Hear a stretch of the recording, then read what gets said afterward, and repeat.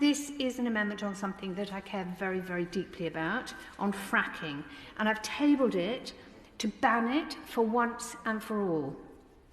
And in doing so, I want to celebrate all the hard work of campaigners and activists across the country who delivered massive opposition against this dirty and dangerous, polluting industry, often in the face of poor policy decisions by the government and the fracking industry's might is right attempts to quash them. In particular, I'd like to applaud the Preston New Road campaign in Lancashire. It was 1,000 days of protest by the anti-fracking nanas, a bunch of women, basically, mainly older women, and led by Tina Rothery. They fought so hard in the face of well-financed and rather nasty threatening behaviour by Quadrilla.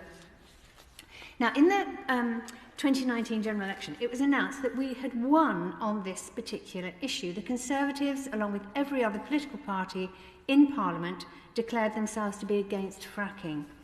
But we in the UK are still supporting fracking in Argentina, which means that we're offshoring the horrid stuff so we don't have to count all the carbon emissions and so on.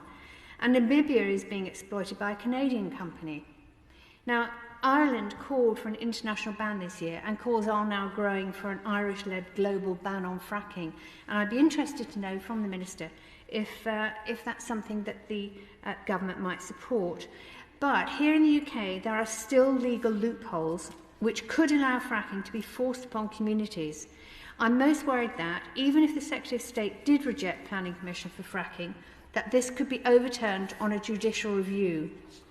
The government may have changed their policy to be against fracking, but if this conflicts with the law in a judicial review, then their policy will be ruled unlawful. And for this reason, we must change the law to reflect what is now common agreement that fracking is banned in the UK. I hope the Minister will agree.